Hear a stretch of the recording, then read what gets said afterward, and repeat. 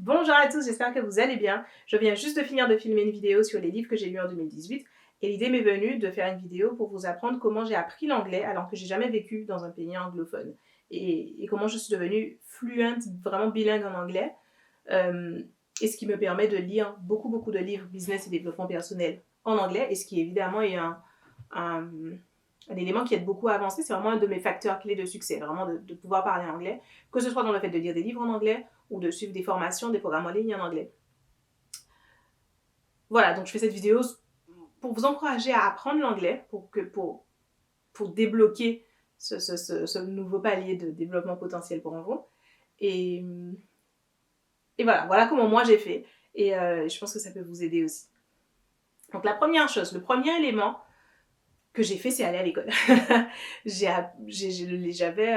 Quand j'ai démarré, quand j'ai eu l'idée que j'allais devenir bilingue en anglais, c'était quand j'ai eu mon premier job en CDI, donc c'était août 2011, pardon. En août 2011, j'ai décidé que j'allais devenir bilingue. Pourquoi? Parce que j'ai démarré mon travail, mon premier CDI, c'était dans une entreprise internationale. Donc il y avait souvent des réunions en anglais. Il y avait de temps en temps, je dirais même régulièrement, des big boss internationaux qui venaient. Évidemment, ils parlaient anglais. Ou même des collègues venant d'autres pays et qu'on se rejoint en France, on parle anglais, puisque c'est la seule langue qu'on a en commun. Et je me rappelle que j'étais mal à l'aise avec le fait de pas trop bien savoir parler anglais. Je sais pas, enfin, je savais parler anglais, mais c'était scolaire, je vais dire.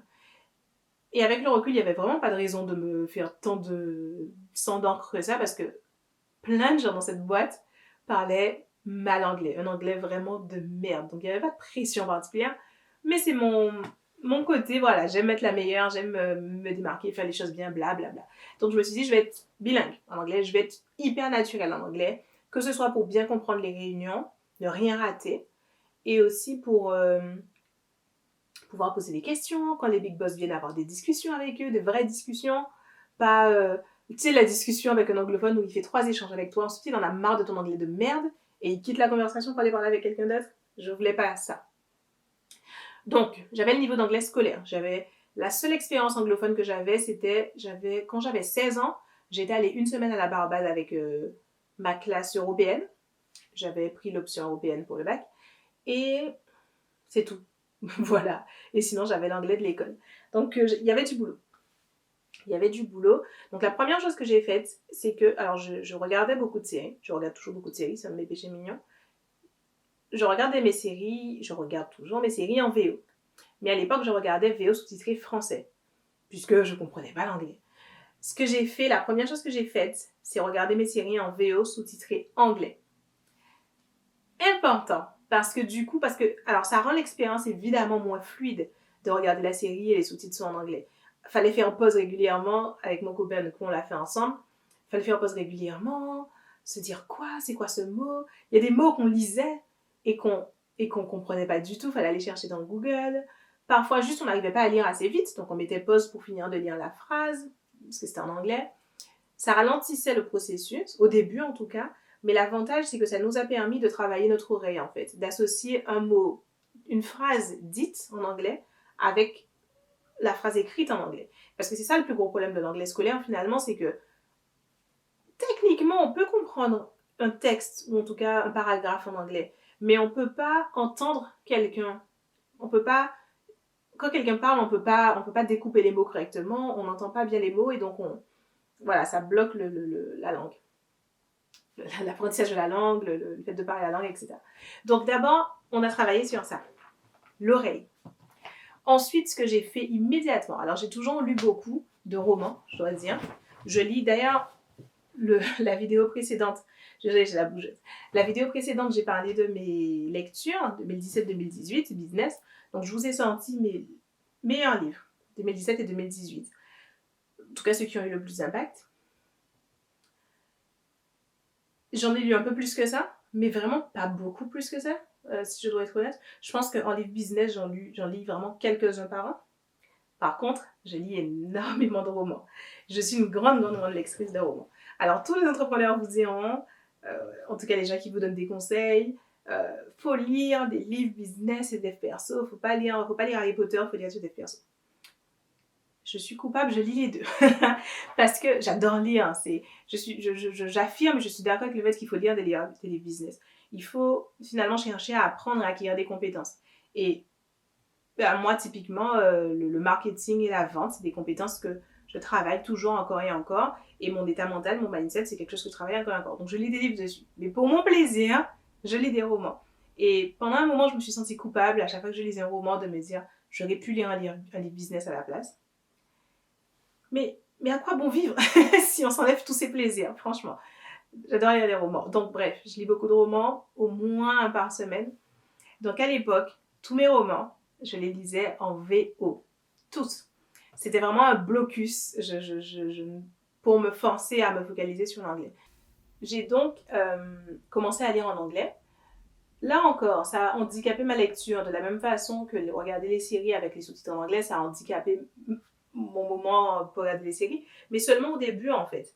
L'avantage de s'infliger ça, c'est qu'il y a un moment où on bascule, il y a un moment où ça devient plus simple. Et quand je lisais mes livres en anglais, ce qui s'est passé, c'est que donc, au début, c'était non seulement lent, le temps de c'était lent, alors que j'ai l'habitude de lire vite, et en plus, de temps en temps, je tombais sur un mot vraiment, je peux pas l'expliquer dans le contexte. Donc, il fallait que j'aille sur Google, chercher la définition du mot ou directement sa traduction en français. Mais l'avantage de ça, c'est que j'ai persévéré. Et franchement, c'est devenu rapidement plus simple. Rapidement, c'est devenu plus simple de lire en anglais des romans.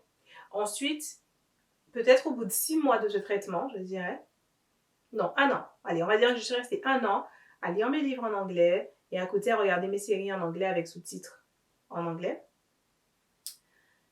Et au bout d'1 an, c'est devenu plus simple. Au bout d'1 an, quand je dis plus simple, je veux dire beaucoup plus simple. Au bout d'1 an, j'avais encore mes sous-titres en anglais sous mes vidéos, mais j'avais plus besoin de les regarder. Je comprenais vraiment, j'entendais, je comprenais ce qui était dit dans la série.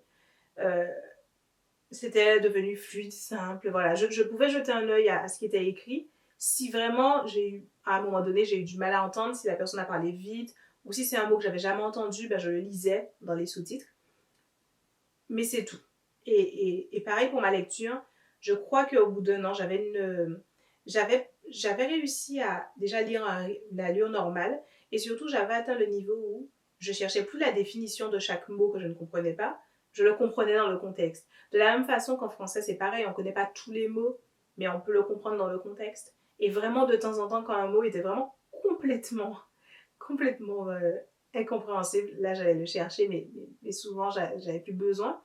Et surtout, j'étais devenue très bonne en anglais à l'oral. Je pouvais comprendre mes réunions au travail, je pouvais parler avec tous mes big boss qui venaient des États-Unis et tout ça. J'étais pas encore fluente. J'étais pas encore capable de parler anglais entièrement, mais j'y étais presque. C'était vraiment pas loin.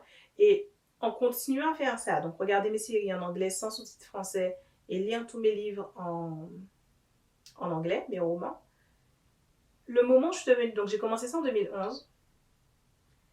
Et j'essaie de me rappeler la première fois qu'un anglophone... J'ai considéré que c'était bon, que j'étais devenue fluente, bilingue, quand les anglophones ont commencé à me prendre pour une anglophone dans une conversation. Et c'est assez produit pour la première fois en 2013. Donc ça a pris 2 ans. C'est long, mais c'est une progression petit à petit. Hein. Dans ces 2 ans-là, comme je vous l'ai dit, il vient le moment où la lecture est plus facile, le moment où je peux tenir une conversation, le moment où mon oreille est entraînée, je comprends ce que les gens disent sans qu'ils aient besoin de ralentir, le moment où je peux regarder une série ou un film en anglais, etc. Et ça m'a pris 2 ans pour vraiment être dans une conversation entière avec, je me rappelle la première fois que ça s'est produit, c'était un anglais. Ouais, c'était un américain. Je crois que c'était un américain. Et puis on parlait, on allait à un rendez-vous client ensemble, donc on parlait en marchant. Et au bout d'un moment, je parlais de chez moi. Je disais back home, blablabla. Et il me demandait d'où je venais. J'ai dit de la Guadeloupe. Et il me demandait où c'est. Je suis dans la Caraïbe. Et on continue de discuter. Et je crois qu'il a dit quelque chose comme si la Guadeloupe était une île indépendante ou quelque chose comme ça. Ou comme non, il m'a parlé comme si j'étais immigrée du coup en France, comme si j'étais expat ou immigrée, quelque chose à la façon tu vois ça. Et je lui ai dit que je suis française. Et Et il était un peu, il y avait une incompréhension. Et je lui dis, non, non, mais la Guadeloupe, c'est une île française. Et il insiste, mais comment ça, qui parle le français? Je dis oui. Et il me regardait en me disant, donc ta langue maternelle, c'est le français? Évidemment, cette conversation se déroule en anglais. Et j'ai dit oui, ma langue maternelle, c'est le français. Et il était étonné. Il me dit, ah bon? Mais, et c'est là qu'il me dit qu'il était sûr, au départ de la conversation, il était sûr que j'étais jamaïcaine, apparemment. Et qu'ensuite, quand je lui ai dit que j'étais de la Guadeloupe, il a pensé que c'était une autre île anglophone de la Caraïbe. Et, et voilà. Et ce moment-là, je me suis dit, ding, ding, ding, ding, ding, jackpot. J'ai atteint mon objectif, je suis bilingue, je parle anglais. Et depuis, ça s'est produit plusieurs fois. Quand je parle anglais, tout simplement. Je suis devenue bilingue en anglais. Et maintenant, mes lectures en anglais, pour le coup, alors on est vraiment beaucoup d'années plus tard, on est maintenant en 2018, donc encore plus, vraiment, lire en anglais ne pose aucun problème. C'est exactement, littéralement comme lire en français pour moi. Et je peux regarder des films en anglais sans sous-titres du tout, ni anglais ni français, et que ce soit mes films, mes séries ou autres, je télécharge la VO directement, je n'ai pas besoin d'attendre les sous-titres. Et surtout, ça fait que de point de vue purement business, c'est rentable. Parler anglais, c'est rentable, vraiment. Et voilà, donc je vous le recommande. Je vous recommande vraiment de faire cet effort, même en partant d'un niveau d'anglais scolaire, avec ces deux trucs, switcher ses sous-titres en anglais sur ses séries et ses films, et commencer à lire des livres en anglais, faire l'effort pendant quelques mois, pendant les mois difficiles, ça vaut le coup, c'est rentable. Voilà, j'espère que cette vidéo pourra vous aider dans vos démarches pour voilà, apprendre l'anglais, pouvoir lire tous ces livres business en anglais et puis pouvoir progresser, prendre des formations même d'américains ou d'anglais, d'anglophones. Ça fait une grosse différence. Voilà, je vous dis à bientôt pour la prochaine vidéo. Et avant de partir, n'oubliez pas de vous inscrire à mon programme gratuit du désir à la décision. Le lien est dans la description. C'est un programme à travers lequel, donc c'est sur 5 jours, en vidéo et en audio, pour vous aider à passer du désir à la décision, à passer de galérer avec un projet, une idée que vous traînez derrière vous depuis peut-être plusieurs mois, plusieurs années, sans vraiment réussir à y aller, à lâcher les chevaux et à y aller. Pour moi, ce problème-là, d'être coincé comme ça, de ramer, c'est un manque de décision. C'est vraiment un problème de vouloir quelque chose, mais de ne pas décider qu'on allait l'obtenir, quoi qu'il arrive, et que c'était fait. Et une fois que c'est décidé, c'est fait, et c'est sûr qu'on va y arriver. Tant qu'on est dans le désir, tant qu'on est en train d'essayer, la possibilité d'échouer existe encore, et on rame. Et effectivement, on rame pendant des années, et la possibilité d'échouer devient une immense probabilité d'échouer. Donc je vous recommande ce programme, 5 jours pour vous créer un mental d'acier et prendre une décision ferme de changer votre vie et d'obtenir cet objet de votre désir qui vous hante depuis combien de temps? À vous de me le dire. Le lien est dans la description, inscrivez-vous, vous allez recevoir tout de suite le programme et surtout vous allez pouvoir rejoindre le groupe Facebook dans lequel on parle toutes de nos décisions importantes. Voilà, je vous dis à bientôt pour la prochaine vidéo. Ciao!